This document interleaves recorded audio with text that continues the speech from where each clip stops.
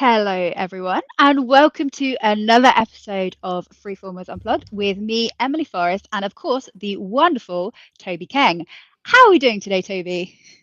I feel like I've got a hangover. Hangover, okay? I haven't, but I've done so much traveling and late nights and working long days this week that, yeah, I feel like this is the first time I've sat at my desk in the log cabin at the bottom of the garden. And yeah, it feels like the first time I've sat still all week. I'm looking at you. For those of you who are watching us on YouTube, Twitch, I think even Spotify, wherever the videos go out, you can see Toby's not actually sitting still. I don't think you can sit still. You're just moving constantly from side to side. Yeah, this is true. Mentally I don't sit still either. No, you're right. Stiller. This is the stillest I have been this week. Well, I suppose that's a relief for you. And hopefully, after this wonderful conversation, which you're going to get really animated and definitely not sit still, then you'll have a chance to relax and switch off. But for now, we are taking a slightly different approach to Freeformers Unplugged. Certainly, this episode, we'll try it, see how it works out. Toby has picked a specialist subject, rather like Mastermind. I feel like we need the Whoa, Mastermind music. because I was thinking about this like specialist subject. I was like, I don't think I am a specialist in this area, so I was like, A subject of interest? yeah, let's go with that. Okay, so rewind. Toby has selected a subject of interest, and I have 5 questions to ask him. 5 questions he has never seen before, and we'll see how your answers stack up, shall we? So, without further ado, would you like to not introduce your specialist subject, introduce your subject of interest? So Markdown files, because I'm so rock and roll. With the idea being that a couple of weeks ago we completely changed how we would deliver something to a client because we're working on kind of a HR data strategy, and ordinarily you'd kind of go, well, here's the deck, probably, or here's a nicely polished document ready for human consumption. And the client went, no, just give us a Markdown file. So then I Googled what a Markdown file was. And then they talked about kind of how they work and their approach. I was like, oh, this just makes sense. But it also doesn't make sense in some instances as well, which I'm sure we'll discuss. But like the new wave of how we're in particular working with AI, prompt engineering is important and probably a foundational element. We talked about conversation engineering as well, but like this kind of third layer, which is now context engineering, which I think sits between, you know, conversation engineering and maybe agenetic or skills based. I don't know, but context engineering, I think, is something that I think I reflected on this a little bit. I think we've been doing it quite a bit, context engineering, but I think there's now, especially with a Markdown file, there's some form and structure and intent there, rather than going, here, just look at all these files and make sense of it. There's more method to the madness now, I think. Hmm. I'm not going to waste one of my questions asking you this. I'm just going to tell the audience. If you're sitting here going, what the heck is a Markdown file? It's literally just a way of editing text, if you like. So it will have annotations of how your text should appear within the file. You can download any Word document as a Markdown file.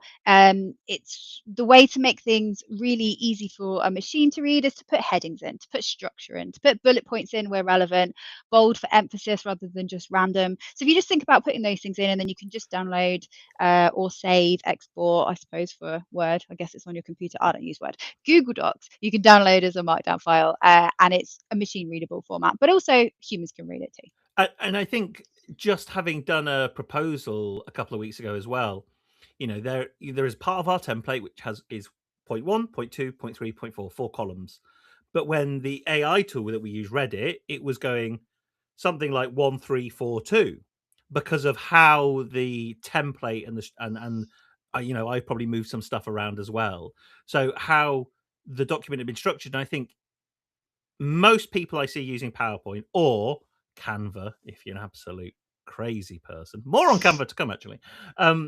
When you layer on items, they in the background are creating the form and structure, and if you do that in a way that a machine can't read, the machine the AI tool kept going, no, you need to correct this document. They're out of order. I was like, well, no, visually as a human, I can see they're not, but for you as a machine, Which clearly I they think look out of order. also just begs the understanding of people who use assistive technology to consume these documents. This is what they've been experiencing the whole time, but we don't optimize for machines or those people. We optimize for the way in which we have always worked, sadly. But let me start with the questions. I feel like I need a little I know, jingle. Question one, but I don't have that, so I'm just gonna do a little dance and say Hang question on, I'll do one. one for you. I'll do it live.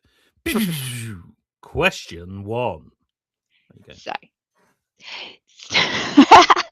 starting off with the context that you preloaded this conversation with, a client asked us to deliver work in Markdown rather than in a PowerPoint. What did this teach you about creating information for AI as well as humans? Oh, that's a good one. So when the Markdown file, because ordinarily, I'll start with a deck, right? So the deck is a storytelling document. It's got to get someone from A to B and take people, more importantly, on the journey. So there is a little bit of context, there's a little bit of, a little bit of jazz hands, there's a little bit of proof. There's all of these kind of elements that we've used to create decks, or even training in the past, right? That gets someone from A to B. The thing I really enjoyed about doing this Markdown file was it essentially became like a wiki. It was like, okay, what is everything I'm potentially thinking about here? So I'm not trying to start by telling what is the story here. It's like what is everything that's going on in my head? How are we scaffolding the strategy? How, what methodologies are we pulling from? All of this stuff. It was almost like, doing the first draft of a dissertation. It's like, this is everything, absolutely everything that needs to be considered as part of this HR data strategy, which I had this very expansive thinking, and it was really freeing because it was like, I don't have to worry about the story at this moment in time. I have to worry about all the information I need to have to craft the story. My brain, and the way it's worked in the past, would usually shortcut that and go, right, okay, it's all in my catchphrase, right? It's in my head. And then you just start spinning this narrative onto a document. However, particularly in the world of collaboration, that's not very helpful because you're trying to craft this story that's in your head and there's no context for it. So even with another human, you're like, well, why this? Why that? Why this? Why that? Whereas we now have this very expansive, I think, 22-page document, maybe, Markdown file. Markdown files by their very nature aren't pages, but if you open it in Google Docs, it's got 22 pages. So I have this very expansive level of thinking that's also quite easy to update and iterate as well. So on version 6 of this said strategy document at the moment, and it's really easy to update because it's information, it's a wiki. So therefore, I'm not going, oh, well, I need to move this slide here and this slide here. But what I think it will help me do, which is the next step, is to create that storytelling deck. I think I probably have all the pieces I need. What I need to do now as a human is kind of go, okay, how do I get a group of people to buy into this and engage with it? And how do I craft that story? Which there may be a little bit of AI work to do that, but I genuinely think that's where the human in the loop part of this process comes into it. That I think I'm going to have to do most of that myself. Remains to be seen because I've not started that yet, but that's kind of where I'm at. And how do you envisage the client's going to use this document? This is not question two, just to be clear. This is a sub question. How do you envisage they're going to use it? Well, I'm not a developer, right? But having done a little bit of research now, what a Markdown file is and how you'd use it, the request was from the data team, not the HR team. So I imagine they're going to use it as like code essentially, and go, well, this is our. If you were to try and literally codify the HR data strategy, what would that look like? And I suppose that's what this document has done, is that you're able now to ask it questions and understand a HR strategy and how you might apply it, because you have something to interact with that isn't me. Mm. So whether this is good or bad, I haven't quite made my peace with it yet. But like, essentially, with that document, what we've done is go, okay, if you wanted to know everything we were thinking about this project, here it is in a Markdown file, and it has taken us a day 2 days to get that. 2 days absolute maximum, really. And now their client is empowered with all of our knowledge. Now, what they're not empowered with is the conversations with the HR team, the conversations we're having, and that's why we're on version 6. Because it's never, I think the issue, not the issue, but the thing with this Markdown file, it'll never be done. It'll always be iterated upon. And so I believe that, we would in that instance, we're the best people to iterate that to a point, and then you've got to hand it off to a client at some point. You can't protect it forever. But I think they'll use it to just power what they're doing. It'll become like the very foundation of how data and HR work together, I think. Right. Question 2. Hang on. So, because Riverside has got some new features, so we could do. Oh, okay. No. Question 2. Okay, fine. I'm not a fan of the drum roll, but okay. Question 2. The title of this live stream: Goodbye Prompt Engineering, Hello Context Engineering. What is the difference between prompt engineering and context engineering? What are they both? I've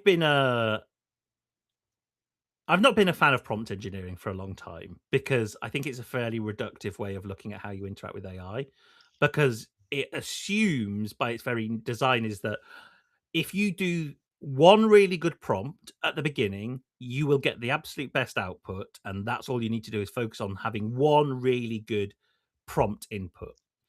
And don't get me wrong, that's important. We've just created a GPT for a client that, again, has like a 25-page prompt. And that is really important because the end user in this instance, because it's in a GPT, doesn't have the ability to adapt that prompt. And so it has to be all encompassing because you're releasing it to the end user. So a prompt is just a set of instructions, right? And when you hire a new person and you just said, oh, can you write a proposal for this client? Or could you do this for this client? Could you do that? Could you do this? Like, if you were just to say that in a sentence, what would you get back? The human would either go, well, I'm new here, I'll just give it my best shot. And there's a really good example of this actually in the US office. In the US version of the office, they get a new manager, and Idris Elba's character, I forgot his name, but asks Jim Halpert, can you give me a run? Idris Elba, sorry, pause. Idris Elba's in the US office. I did not know for that. like one season. Okay. He's got an American accent and he likes soccer or football. Anyway, he asked Jim Halpert, he asked John Krasinski's character, can you give me a rundown of all of your clients by the end of the day? And Jim, because it's a new boss, Jim is like, well, I don't really know how to interrogate. Like, I've got a new relationship here, don't know whether I can push back. This guy's expecting a lot of me. And so it doesn't have any understanding of what this actual task is. It's a very woolly task. And so struggles for the whole episode is about him struggling to do that. So in that situation, what would have Idris Elba done? He would have given Jim Halpert a better prompt. And that's kind of the same element as how you work with AI, right? Is that you have to be able to give it a really good set of instructions to understand what it can do. Now, the difference, or maybe not the difference, is that AI won't come back and question your prompt and say, hey, that prompt wasn't very good. Can you give me more instruction? In the same way that Jim didn't go back to Idris Elba and say, that wasn't a very good instruction. Can you give me more detail? So there's a little bit weird, right? So that's prompt engineering, right? How do you give someone or something the best set of instructions to go away and do a task without giving any more input? And that's why then I think you have to evolve from prompt engineering to conversation engineering, because if you then kind of go, okay, I'm not going to just have one really good prompt here. I'm going to have a prompt that starts a conversation with an AI tool where we collaboratively work together to get the right output. Again, if Jim asked Idris Elba some questions and stuff like that, then they'd have got a better output. And they'd have probably got there quicker as well. Context engineering, on the other hand, is giving it all the information it needs to be able to do that task. Where actually, I think you can then somewhat probably, he says, non-committing, reduce the amount of prompting you need to do, because a lot of prompting. Let's look at the RTF framework, right? Role, task, and format as a prompting framework. Well, the only reason you have to give it the role is because it has no context of who you are and what you're asking it to do and why.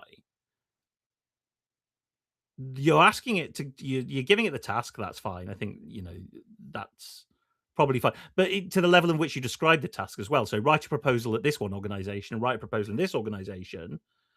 A huge variance in what that might mean and what file you may use and how you go about doing it and how they're formatted and all that kind of stuff. And then that brings you to format. Well, what format do you want? So, you know, let's use the office example, right? Jim, can you give me a rundown of all of your clients by the end of the day? Okay, so Jim has a role. He knows he's a salesperson at Dunlop Mifflin Scranton. So we know that we need Jim to act as a salesperson. The task is to provide a rundown of all the clients.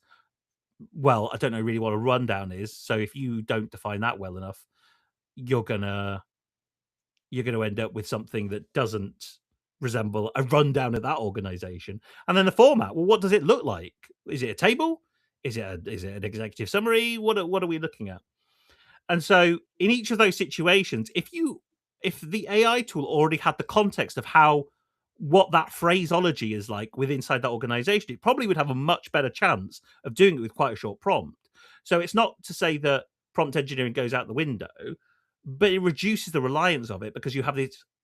I mean, where I see it going, right, is that it has organizational context in that it's like your calendar, your emails, your drives, whatever. All of these things are up for grabs in terms of an AI tool having context, which is why I think, it's particularly in a small to medium and and companies of 1,000 people and less, I would say you've got a much better chance of working much smarter with AI because your teams aren't as disparate. You haven't created all those silos, and therefore you have a better opportunity of bringing all of this context into one easy to read place for an AI tool. Whereas in a large organization of, let's say, 10,000 people that spread worldwide, so many silos geographically, functionally, and when they're servicing clients by industry as well, there is no way that you could do that on such a large scale. So you have to start smaller. So I think it's a real opportunity for particularly smaller organizations are going to be able to get to grips with context engineering, I believe, far, far quicker than larger organizations. And if you don't leverage that, then you're going to lose. Now, the only issue, as we'll stop waffling in a second, is that then the smaller to medium businesses don't have like the access to the level of technology and investment in the technology and the time to do that. So it's this real balance that I haven't really squared off in my head yet about who's gonna do better, enterprise or small to medium. Don't know. Nice. Very nice. Okay. Moving on to question 3. Hang on. I'm Because you could have a hanging different on. one. Question 3. There's 8 new sound effects, so we've got a whole gamut to play with here. I think we probably need to iron this out before the next podcast. Sorry, everybody. You're getting the pilot version. There you go. You got a round of applause for that. Thank you. Thank you very much. So, question 3. What is a problem people think needs a better AI model, but actually needs better context? What do you mean by better AI model? Oh, so this is something that a lot of people often talk about. They're often like, well, the reason that it doesn't work, the reason why I'm not getting back what I want is I need to use the bigger models. Let's say use Claude language, I'm using Haiku, I should be using Opus or ChatGPT language. I want to be using 5.5, thinking the really deep, complex. But obviously, these all cost money and time. And people are like, oh, I need the best and bigger models. And we also look at this in terms of Silicon Valley, right? It's always a race to build bigger models, better models, faster models. But actually, from what you were saying before, for an AI or an LLM to give you back the response that you need, it's not necessarily a better model. It's better context. So what kind of problems can we solve with better context? Well, I think when you use, let's say you use pro mode, thinking mode, whatever, you're being quite, AI is naturally going to have to be quite expansive.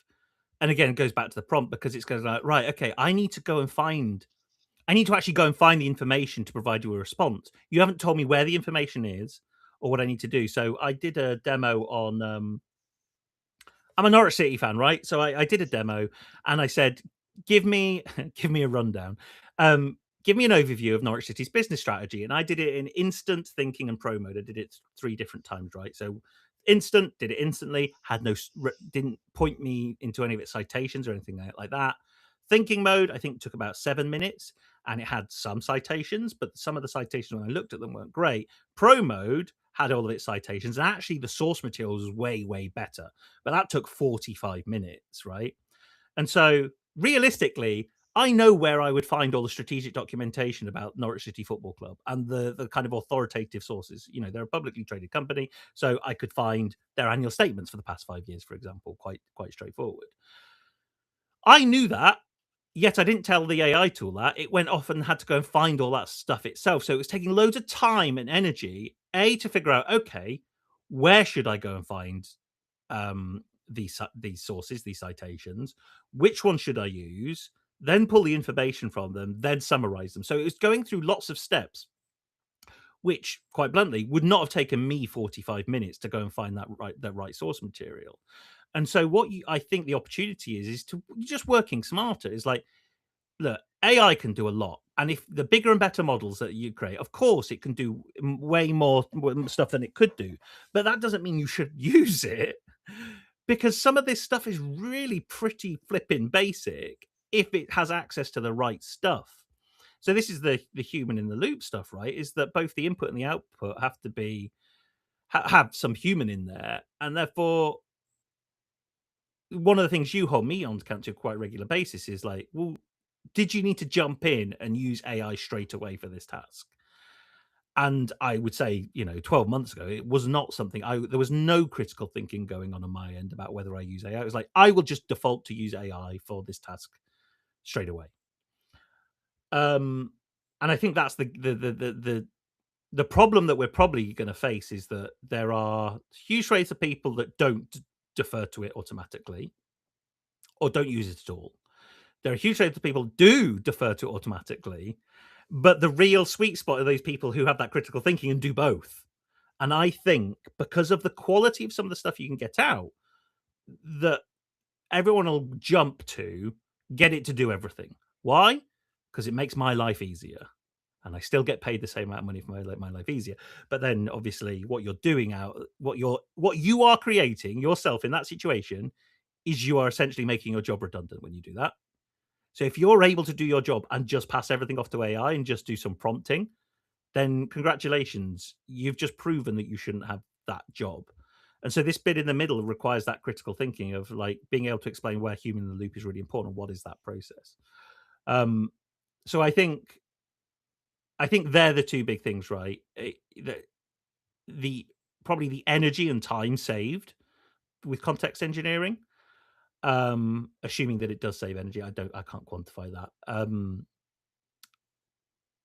But then the opportunity to really think about what information the human is adding into the process, rather than going, here you go, just go and do it all for me. And so with that in mind, this is a sub question.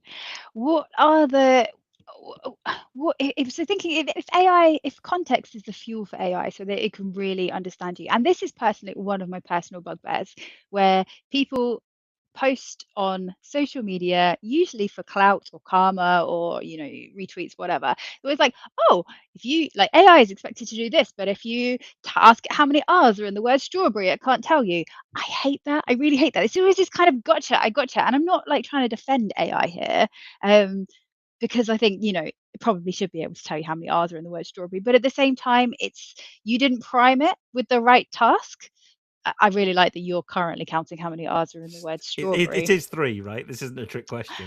Oh no, it's not a trick question. I think it tells you, or like one of the models told you it was 4. I can't really remember. It's just something I saw, and then I heard some people on a podcast that's got nothing to do with AI, like jumping on that bandwagon and saying that, and I was just like, come on, you're not giving it like it's not set up for that kind of task. You've got to use the right tool for the right job, which is something we talk about a lot. So, with that in mind, with the context, what are the most valuable sources of context that people are overlooking today? Depends what you want to do. Sure. So, there's a lot of migration towards Claude as a tool for various different reasons, but I believe one of the reasons is that it generally creates a more human sounding output. So I think people are moving over to that because it's like, oh, you don't have to work at it to make it sound more human. And yes, that's useful to make it sound more human, but that's not really the point. Does it sound more like you is where you want to get to? Because if you wanted it, you can't amalgamate everyone's style of communication into one LLM. That I think, well, inherently the way it's designed, it's kind of very difficult to do because it's pattern recognition, right? So what you need to do is give it the pattern recognition to understand how you think and talk and act.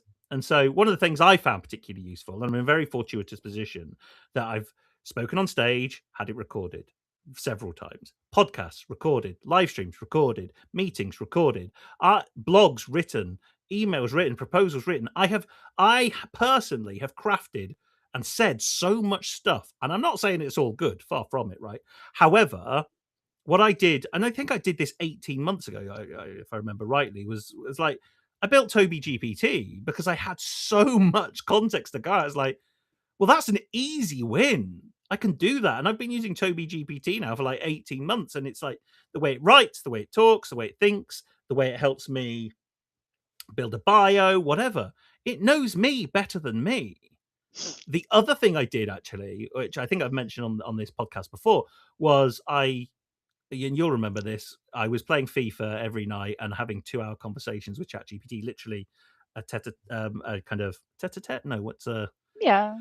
well, yeah, Like it was face to literally face, it would talk to me and I would head to talk to head. it, and therefore it was documenting everything in me about my work life. I didn't delve into my personal life, but I said interview me about my career. Okay, interview about this year and this year and this year, and it was bringing up stuff I'd not thought about or talked about for a very long time because of the depth it was able to do that.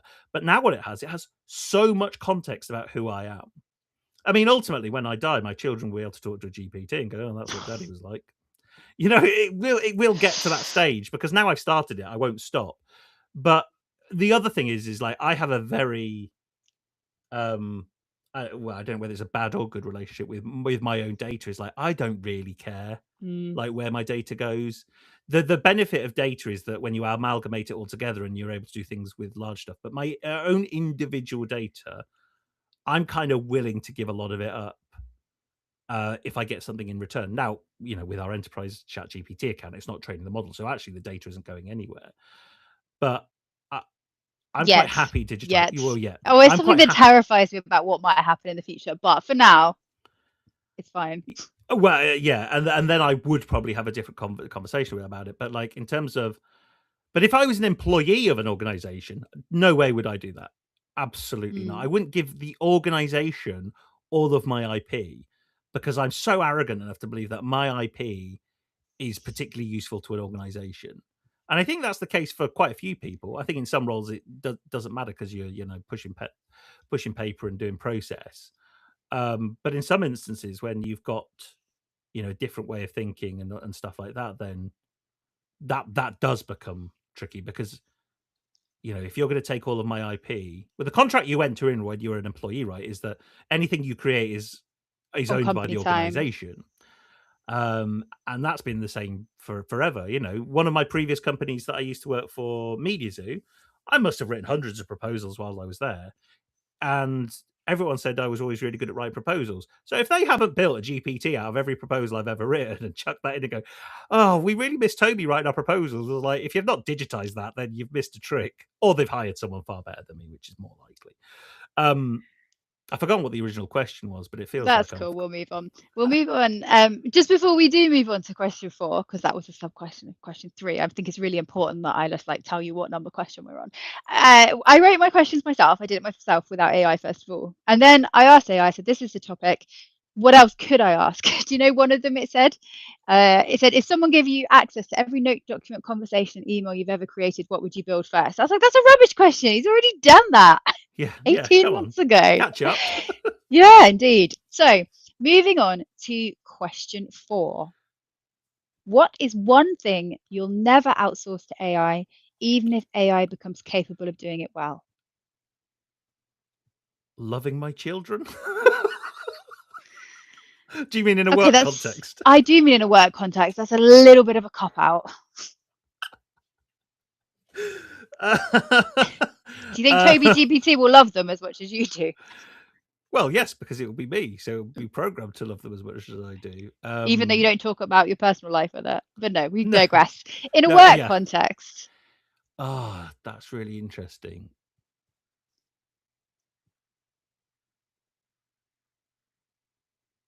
Huh. Talking and listening to people, I think. As practitioners of human-centered design, we have a lot of user conversations and interviews and observations and all that kind of stuff to really understand the issue. And we were on Monday, right? We were on I ended up being on it for 2.5 hours, essentially being a fly on a wall in this meeting. And the amount of stuff that my brain processed and thought about during that meeting was incredible, because I wasn't talking. And so, regardless if you can transcribe it and record it and get an AI to summarize it and all that kind of stuff, there are several things that go on inside my brain that I don't think AI would ever come up with. I don't think. But you said if it was capable. So if it was capable of doing it, would I get it to do it? Yeah. I think it's that. It's the listening. And I think the thing you push, and rightly so, I never thought about it in this way until you asked the question, is that yes, we have loads of interviews and we create strategies based off user insight. But the real value to that user insight is the fact that you or I were in those conversations at that time. We understood the emotion. We understood we were able to navigate that conversation and things people. It's particularly this is what our clients work with have struggled to both have conversations as good as us, or mainly you, but also listen as well as us as well. Because, well, I don't know why I can't. I'm unable to codify that at the moment. So I think it's that. Does that make so sense? I would say for me, whenever anyone asks me this question, originally I came across it from in a newsletter. Greg Isenberg does a lot of product thinking. He posed this question in a newsletter, and I was like, that's a great question. I have a few things, but number one for me is any sort of interview. So whether that's a user interview or a hiring interview, anything where you essentially want to get information out of the person, I would never send that to an AI. And there's the reasons that you said, we understand it a lot more. We get the context much better than secondhand. The your brain, my brain is able to make those connections and jump in a way that an AI isn't. Maybe it'll get better at that in the future, certainly within what the candidate or the interviewee experiences. But my main reason for that is because I want the person at the other end to feel respected. I want them to trust me. They're not going to trust a machine. Like, they're never, ever going to trust a machine in the same way that they're going to trust a person. I've just done 3 of these back to back right before this call, right? So I'm a little bit interviewed out, and now I'm interviewing you as well. But you create that rapport with people. You smile in the right place. And it's that active listening that a machine just cannot do. It can give you words, it can give you validation. Sure, it's very good at giving you validation, perhaps sometimes too much, but it doesn't give you that human reaction and emotion. And I think that's what's really powerful and really important. And I want a candidate, an interviewee, I want them to feel comfortable. I want them to be at their best. I want them to be at their most comfortable, I think is probably the best way of saying, because then you get real insights with heart. Your question said, though, if it had the capability to do it. My belief is on everything we've just described, and I can't tell you when, that technology will be able to do all that. Yeah, but I don't think people will trust it. I really don't think. And some people might, but Fair. I don't think everybody will. And therefore, you would have different experiences and different results for Well, different it's an people. interesting one, and maybe this is, but having just built a feedback coach GPT, I've just had an email from one of the end users who's quite senior in this organization, and ordinarily that the senior people in this organization do not look at things that the learning team have created, because it's like, it's not for Mm, me, it's for my team.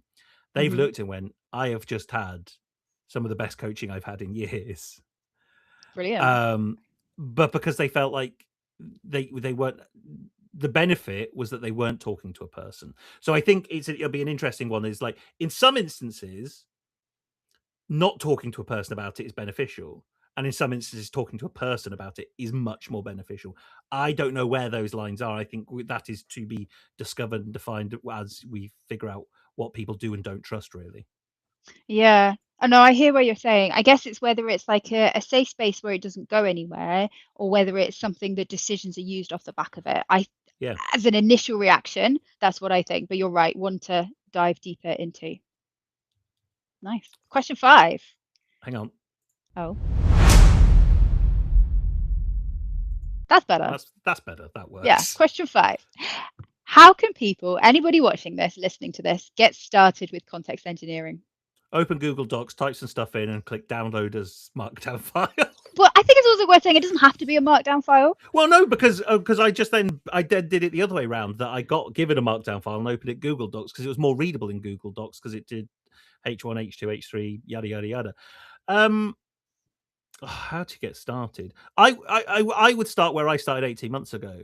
If you were going to create something that was really usable on a personal level, create a Markdown file of your career. I think Or that's just where I would create start. a document. I just want to be really clear Just here. A a Markdown document. file is great for an AI to read because of how it's structured. But if that's scary and alienate, just literally open a Word document, type or voice note, transcribe, and that is still useful context. And just use the formatting: title, subtitle, heading 1, heading 2. Just You don't at even least have do to that. do You don't have to, but as a neat freak now, it really pleases me that that's the thing.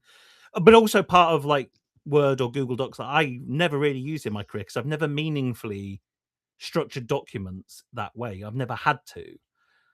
Yeah, I know, right? But anyway, so I would create some source material that helps an AI understand you more. Now, of course, when you use an AI, it kind of picks up on the conversations you've had, and you get those people going, "Oh, if I were if I ChatGPT, please think of me as no, what was it like? Make an image of what you think I look like, right?" So Oh, it yeah. kind of sucks up all that knowledge and tries to do stuff. So that's okay, but it's only picking up like the knowledge and insight from the conversations you've had. So why not give it some more?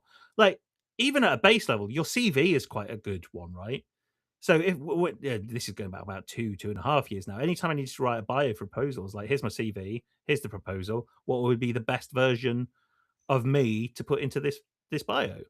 Now, the way it was written wasn't very good, but the content was, and then we had to go back and then humanize that language. But even that as a process, right, is really useful. I think.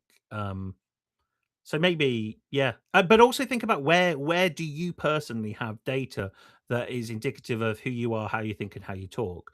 So if you have been fortunate enough to be on a podcast, if you have been on stage and spoke, if you've got any recording of you talking, then that's great. But you've got your LinkedIn profile, you've got your social media feed. If you post on social media, that is scarily enough, that'll be data, and you sure as heck as like Meta will be using it, so you may as well use it as well.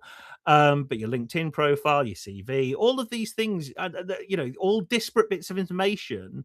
Which, if you were to tell AI to do this, AI couldn't go and get your LinkedIn profile because it's gated by a login, so it can't go and get your LinkedIn profile in its fullest detail.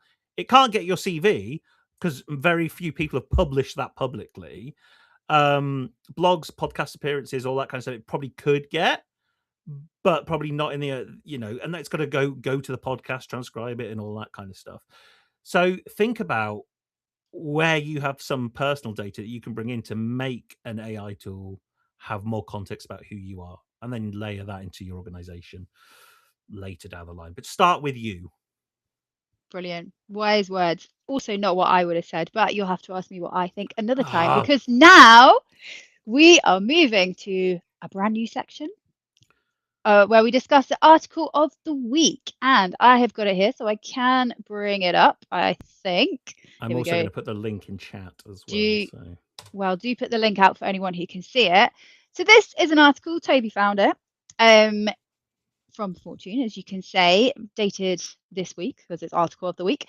We gave our 5,000 employees a week to do nothing but learn AI. We learned that the biggest blockers are human ones. Little bit of a clickbait title, and this is from I keep want to say Gigolo, and that's not what this says. Rob Giglio, yeah. Rob, who's the Chief Customer Officer at Canva. I'm going to stop sharing so we can just talk a little bit more about our reactions to his article. So, Toby, maybe give me what are those biggest blockers that they are talking about? The pronunciation of the last name is a pretty big. I don't think it's Rob Gigolo. I'm Neither do almost I, but certain that's what it's. I read. That and Um, Giglio. But hey, anyway, Rob. what were the biggest blockers? Rob, if you are watching or listening, we do apologise. What do I take away from that? So I did a little bit more digging, and this is actually the second year they've done it, so it's not the first year. Um, and I was talking about this with a client this week, actually, in Paris. Location drop. In the why do we innovate and push ourselves so much in the AI space? Is because it's commercially imperative that we do that to have a position in the marketplace, to be able to do something that no one else is doing. If you can do something that no one else is doing, that's easy to market. If you're doing something that everyone's doing, then there's a big battle there. Sorry, you And were just to saying. clarify, the when you say we, you mean you and I, not we as a society or we as an Yes, industry. yeah, for sure.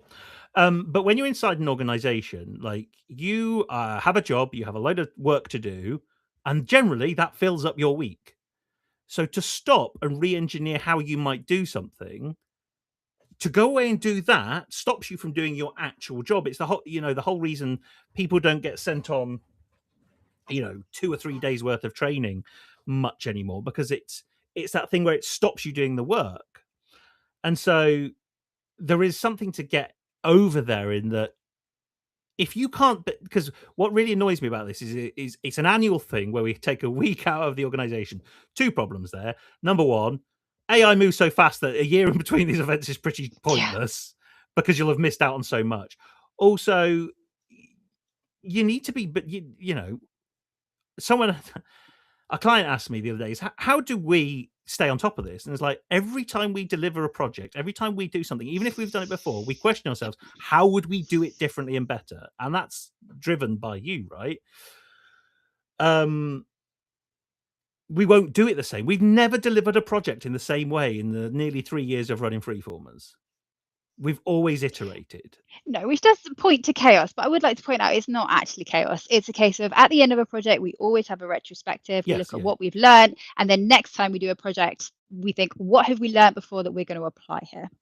So I think it's to be commended that Canva have done this. I think it's a good thing, but I don't think it's the actual answer to the problem they're trying to solve. Nor do they actually profess it to be either.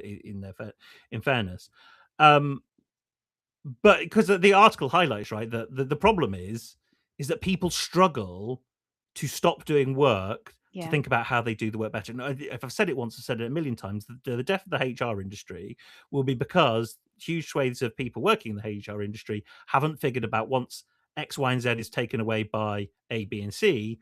What do you then do with the time and space that's left? If you're not thinking about that, you will be made redundant. You won't have a job. You'll have to go and retrain to do something else. But that is easier when you're running your own company because it's almost commercially imperative that you do that. Otherwise, the company doesn't exist. It's hard to do in an organization because you've got all the work to do. Yep. You have been given a job, a 5 day a week, 9 to 5 job. That the idea is that we fill up all that time for you And and more. and more. And whether an organization says, "Oh, here's your personal development time" or whatever, the reality of that is that never really happens unless you do send someone away on 1 to 2 days worth of training. But like I say, I think it becomes rarer and rarer. People want an hour's worth of training, 2 hours worth of training, because I can't miss out on the work. And it's this. It just seems to get worse and worse and worse. So that's kind of what I took away from that article. It's a really interesting experiment, and I think particularly for large organizations, definitely it's probably the easiest thing to do. Is it the right thing to do long term? Probably not. Well, I agree and disagree. I think that it is important to give people space away from work as a inspirational starter, particularly if you're They trying do. to. They're called weekends. I'm Okay, only well, joking. actually, that links on to another point, right? Okay. That I have. But let me finish the first one first of all. I think that you need to have time away from the job to be inspired, to be able to fiddle, because it's taken us a long time to build things. Like it takes a few days. even if you know a process and you know what you want to achieve, but you're learning how to use AI, even if, like from whatever point you're starting on, it's going to take you a few days to kind of get to a place. And you've got to really have permission to do that within work. Or you do the opposite example, which is what my husband did before the beginning of the year, hardly touched AI. Like he was just kind of like, I don't have time to think about it. And then he was like, shit, I've really got to knuckle down and focus on this. Spent like every night working till like 2 a.m. He's an idiot in my opinion, and he gets lost in really engrossed in things. And also AI drives addictive behaviors, right? But that's you're getting a little peek into my marriage there. But like for pretty much every night, or certainly 4 or 5 days a week, he's up till 2 a.m. working with AI because he does not have the time in his role to upskill himself at work. And so I think there's this, and it's paid off, right? It's massively paid dividends. He's like leading AI transformation. He's in all the conversations with C-suite now about how to drive AI processes across their enterprise, right? So it's 100% paid off for him. But I think there's this big tension. Like you joked about weekends. I don't think people should have to use their weekends, but at the same time, is it up to an employer to give their people the space to use AI to not necessarily retrain them in terms of put them in on training courses, but to give them the space to play, to figure out, to build, because also the organization is the one that's going to benefit from like, faster or better quality or whatever the benefits are. Or is it also personal responsibility? Like as an individual, should I be investing in my learning because I'm the one who's going to benefit from a step up in career? And I think genuinely, as a philosophy, I think that comes down to mutual lifetime value, right? Understanding the balance between what motivates me as an individual to do stuff and what the business needs. And you have to be able to consider both. And the world of work doesn't consider both of those in the design of what it does. So, what was the thing I suggested the other day? Is like, people wanted to, if I was hired in a sales role, I've got a black book of people I know that I could reach out to and get in the door of conversations. Did I ever do that in any other organizations I work for? No. Why? Because that wasn't the contractual obligation. It wasn't, can you bring all of these potential conversations with you? That was never in the job description, in the contract or the agreement. May have been subtly said that it might be beneficial, but it's what do I bring and what do you bring, and why is this beneficial to both? Is it the sole response of the employer? No. Is it the sole responsibility of the individual? No. It's got to be a collaborative effort. But the way we design the world of work, especially from a development perspective, is most learning and development is pushed to an employee for the benefit of the organization, not for the benefit of the individual. Now, there are some organizations that do book that trend. I acknowledge that. But most of the stuff is done for the benefit of the organization. And if you can't prime it so it's a benefit, it's a two-way relationship of stuff, as you've described, you shouldn't be using your weekends to do it. No, because why? Because the organization will benefit from it if you do that. And so there's a shared responsibility to do that. And where is that shared responsibility? That we use the time where we're working on this employer-employee relationship to craft that, which is 40 hours a week between the hours of 9 to 5, Monday to Friday, because that's what you've contracted. And then every UK employer goes above and beyond that anyway and says, actually, you need to work longer. If you don't, blah, blah, blah. But and you need to opt out of signing the European Working Time Directive or what have you. I don't actually, do we even have that anymore? We probably don't now. We're out of the EU. Probably something similar. Good point. I don't know, but yeah, I've signed that, the rights to that away every single job I've ever had. Indeed. Fun. Right. So we've covered a lot. From prompt engineering, context engineering, markdown files, how we can get started, and looking at what Canva has done in terms of really encouraging builders as well as people just using it to rewrite emails. Fantastic. I don't know what we're talking about next week. I think we haven't fully decided what we're talking about next week. Well, because so now will be surprised. We flip the format, right? That you've got to come up with a topic. I will ask you 5 questions, and you've got to bring article of the week as well. Can I just ask you, Riverside? What did you think of the new Freeformers unplugged format?